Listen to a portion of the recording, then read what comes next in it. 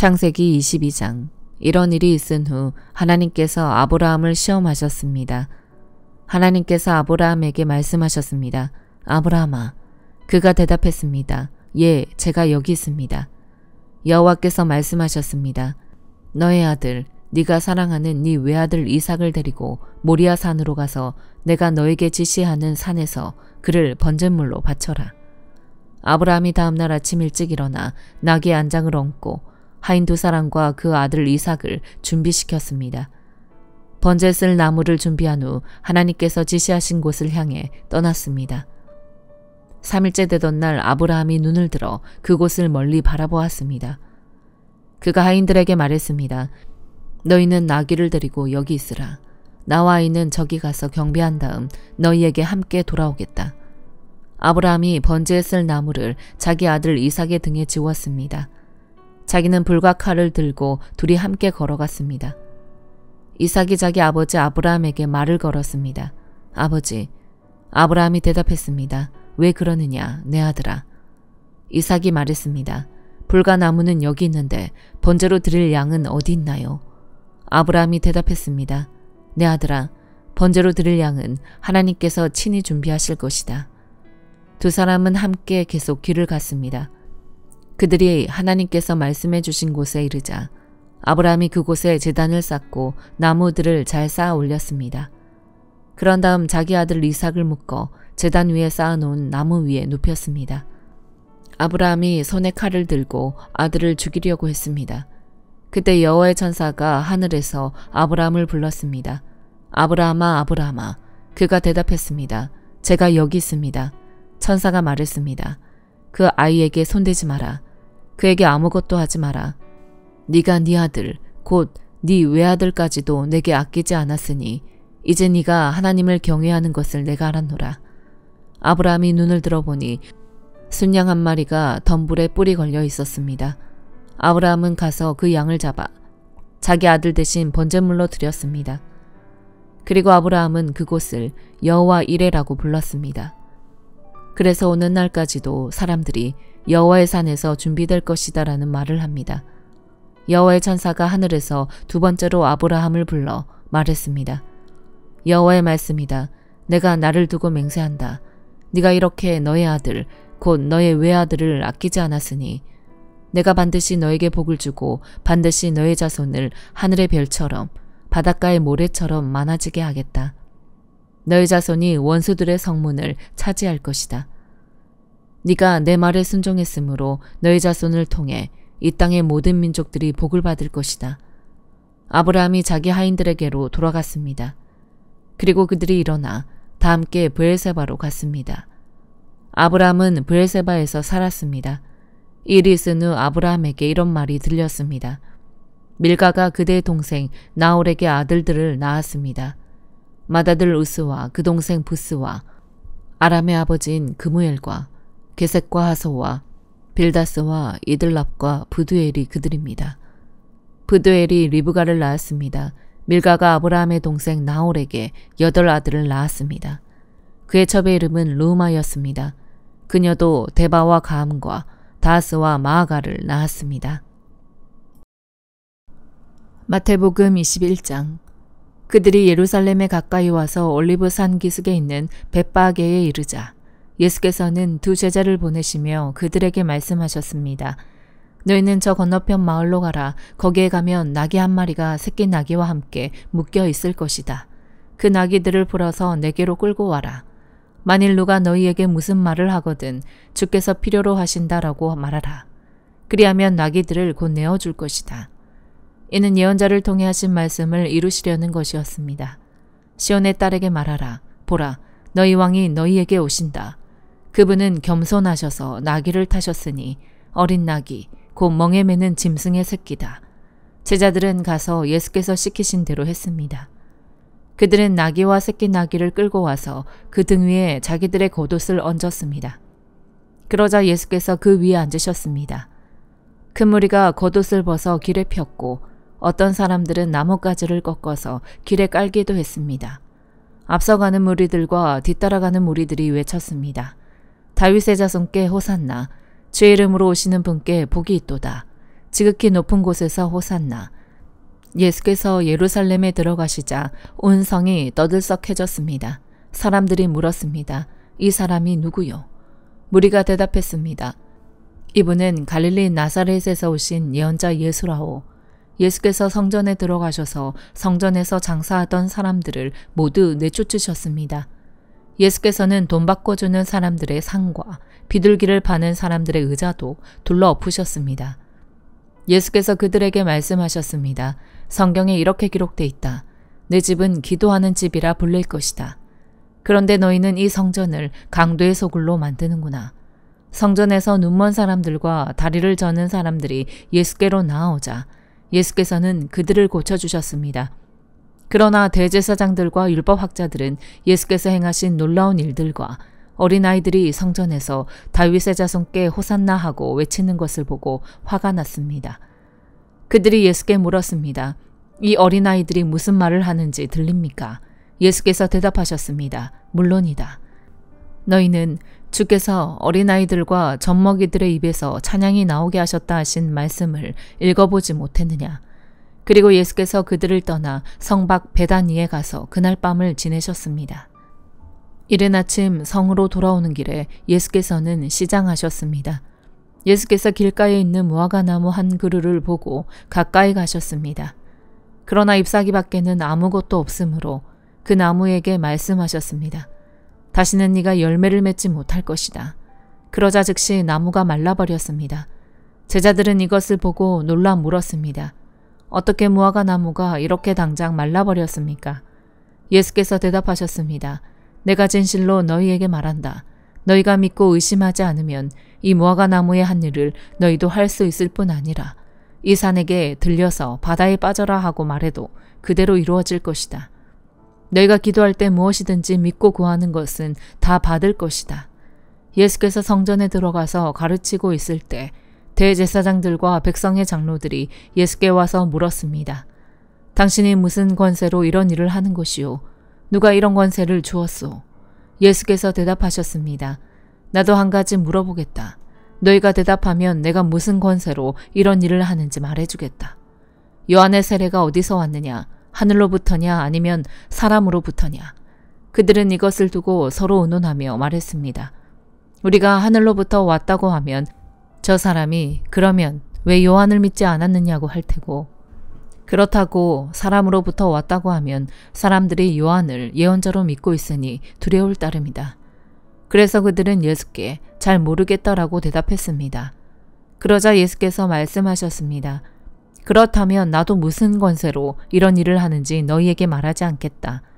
너희는 어떻게 생각하느냐? 어떤 사람에게 두 아들이 있었다. 그 사람이 맏아들에게 가서 얘야 오늘 포도원에 가서 일하여라 하고 말했다. 맏아들은 싫습니다 라고 대답했지만 그 뒤에 그는 뉘우치고 일하러 갔다. 그 후 아버지는 둘째 아들에게 가서 똑같이 말했다. 둘째 아들은 얘 아버지라고 대답만 하고는 가지 않았다. 두 아들 가운데 누가 아버지의 뜻을 행했느냐? 그들이 대답했습니다. 맏아들입니다. 예수께서 그들에게 말씀하셨습니다.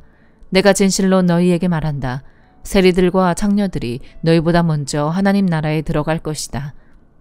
요한이 너희에게 의의 길을 보여주려고 왔는데 너희는 그를 믿지 않았지만 세리들과 창녀들은 그를 믿었다. 너희는 이것을 보고도 여전히 회개하지 않고 그를 믿지 않았다. 또 다른 비유를 들어보라. 포도원을 만든 집주인이 있었다. 그는 포도원 둘레에 울타리를 치고 땅을 파서 포도즙 짜는 틀을 만들고 망대를 세웠다. 그리고 어떤 농부들에게 포도원을 세주고 멀리 여행을 떠났다. 수확할 때가 가까워지자 주인은 열매 소출의 얼마를 받기 위해 자기 종들을 농부들에게 보냈다. 그 농부들은 종들을 붙잡아 하나는 때리고 다른 하나는 죽이고 또 다른 하나는 돌로 쳤다. 그 주인은 다른 종들을 처음보다 더 많이 보냈다. 그러나 농부들은 그 종들에게도 똑같이 대했다. 마침내 주인은 그들이 내 아들은 존중하겠지라며 자기 아들을 농부들에게 보냈다. 그러나 농부들은 그 아들을 보자 자기들끼리 수군거렸다. 이 사람은 상속자다. 가서 그를 죽이고 그의 유산을 빼앗아버리자. 그래서 그들은 아들을 붙잡아 포도원 밖으로 끌어내 죽이고 말았다. 그렇다면 포도원 주인이 돌아와서 이 농부들에게 어떻게 하겠느냐? 그들이 예수께 대답했습니다. 주인은 그 악한 사람들을 처참히 죽이고 제때에 소출의 열매를 바칠 수 있는 다른 농부들에게 포도원을 내어줄 것입니다. 예수께서 그들에게 말씀하셨습니다. 너희가 성경에서 이런 말씀을 읽어보지 못했느냐? 건축자들이 버린 돌이 머릿돌이 됐다. 주께서 이렇게 하셨으니 우리 눈에 놀라울 뿐이다. 그러므로 내가 너희에게 말한다. 하나님 나라를 너희에게서 빼앗아 그 나라의 열매 맺는 백성에게 줄 것이다. 누구든지 이 돌 위에 떨어지는 사람은 산산조각이 날 것이며 이 돌이 어느 사람 위에 떨어지든지 맞는 사람은 가루가 될 것이다. 대제사장들과 바리새파 사람들은 예수의 비유를 듣고서 그것이 자기들을 가리켜 하시는 말씀인 줄을 알아차렸습니다. 그들은 예수를 체포하고 싶었지만 백성들이 두려웠습니다. 사람들이 예수를 예언자로 여기고 있었기 때문입니다. 느헤미야 11장. 백성들의 지도자들은 예루살렘에 살게 됐습니다. 나머지 백성들에 대해서는 제비를 뽑아 10분의 1은 거룩한 성 예루살렘에서 살게 했고 그 나머지 100분의 9는 각자 자기의 성읍에서 살게 했습니다. 또 모든 백성들은 예루살렘에 살기로 자원하는 사람들을 축복해 주었습니다. 예루살렘에 살게 된 각 지방의 지도자들은 다음과 같습니다. 다른 이스라엘 사람들, 제사장들, 레위 사람들, 느디님 사람들, 솔로몬의 신하들의 자손들은 각각 자기가 물려받은 유다 여러 성읍에서 살았습니다. 예루살렘에는 유다와 베냐민 출신도 몇몇 살았습니다. 유다의 자손들로는 베레스의 자손으로 우시아의 아들이며 스가랴의 손자이며 아마레의 증손이며 스바디아의 현손이며 마할랄렐의 오대손인 아다야와 바룩의 아들이며 고로세의 손자이며 하사야의 증손이며 아다야의 현손이며 요야립의 오대손이며 스가랴의 6대손이며 실로의 7대손인 마아세아가 있었습니다.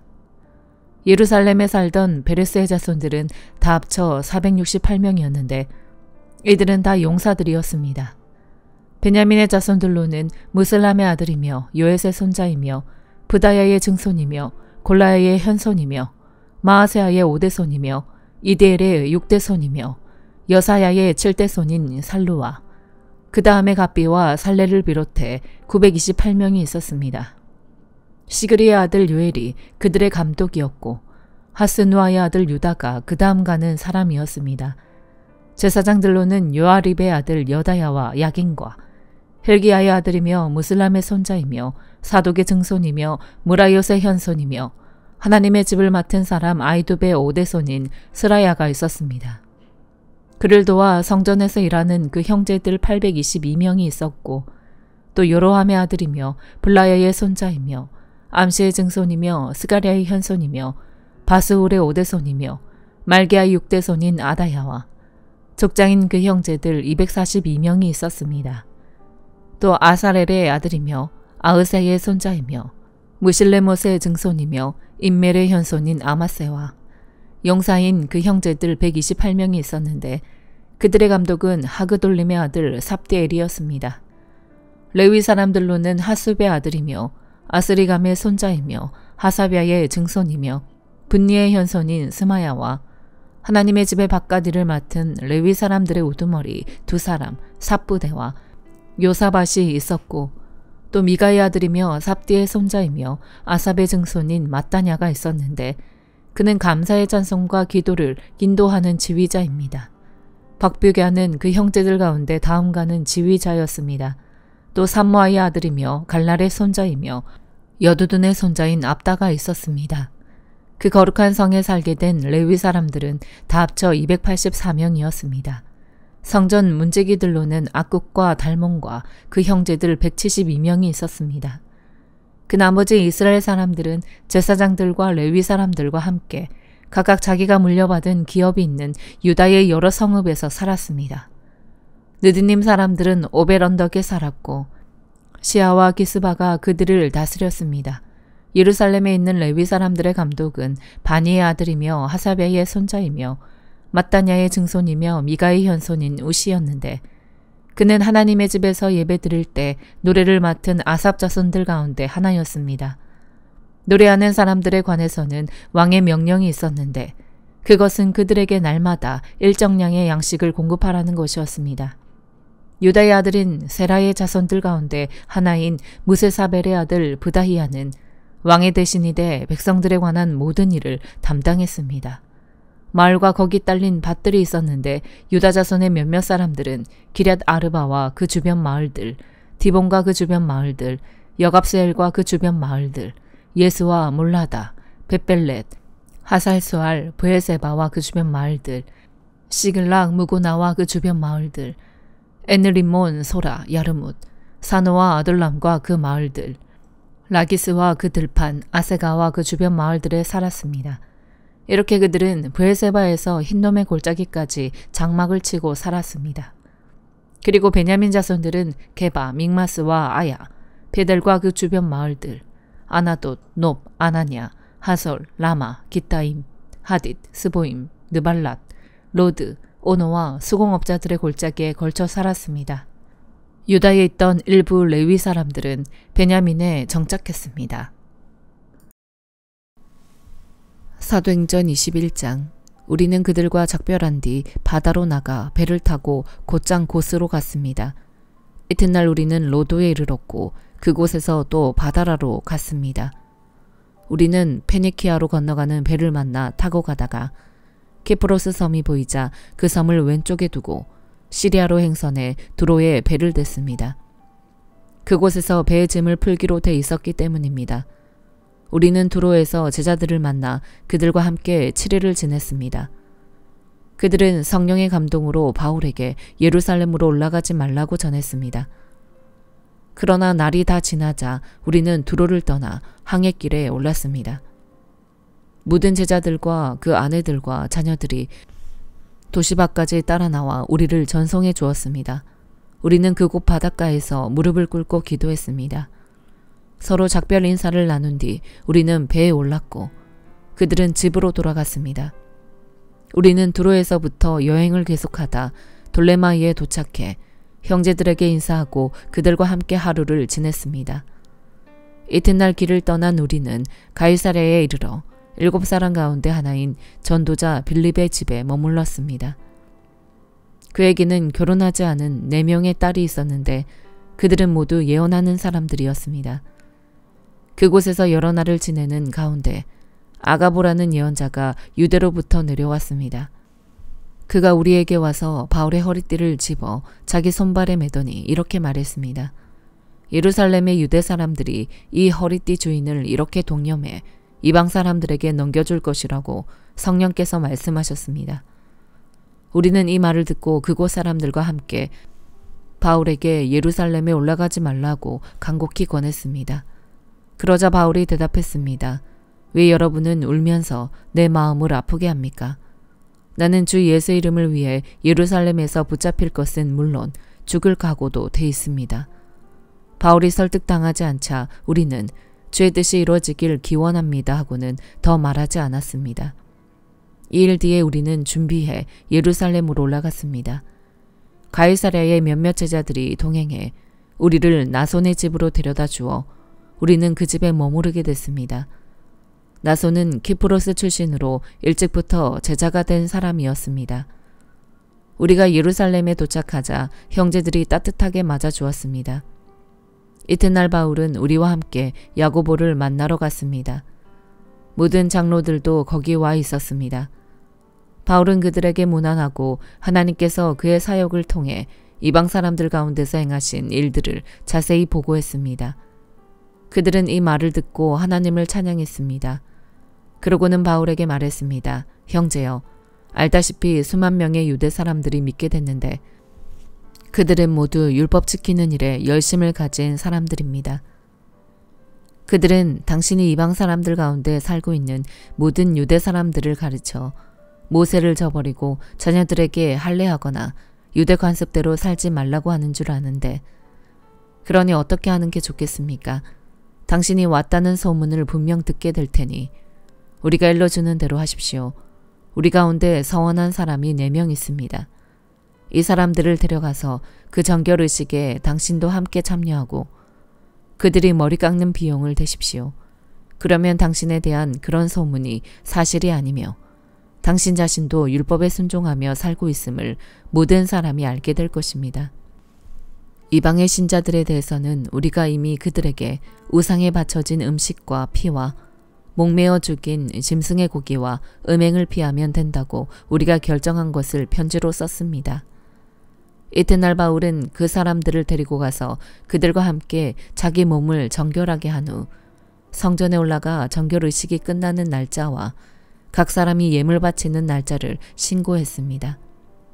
7일 동안의 정결 기간이 거의 끝나갈 무렵 아시아 지방에서 온 몇몇 유대 사람들이 성전에서 바울을 보고 모든 사람을 선동해 그를 붙잡고 소리 질렀습니다. 이스라엘 동포 여러분, 우리를 도와주시오. 이 사람은 가는 곳마다 모든 사람에게 우리 민족과 율법과 이곳 성전을 반대하며 가르칩니다. 게다가 성전에 그리스 사람들을 데려와 이 거룩한 곳을 더럽히고 있습니다. 그들은 전에 에베소 사람 드로비모가 바울과 함께 예루살렘에 있었던 것을 보고 바울이 그를 성전 안으로 데려갔을 것이라고 짐작했습니다. 그러자 온 도시가 소란해지더니 사람들이 몰려와 바울을 붙잡아 성전에서 끌어내었고 성전문은 곧 닫혔습니다. 그들이 바울을 죽이려고 하자 예루살렘 도시 전체에 난동이 일어났다는 소식이 로마 군대의 천부장에게 알려졌습니다. 그는 즉시 몇몇 백부장들과 군인들을 데리고 군중에게로 달려 내려갔습니다. 난동을 일으킨 사람들이 천부장과 군인들을 보자 바울 때리던 것을 멈췄습니다. 천부장이 다가가 바울을 체포하고 2개의 쇠사슬로 묶으라고 명령했습니다.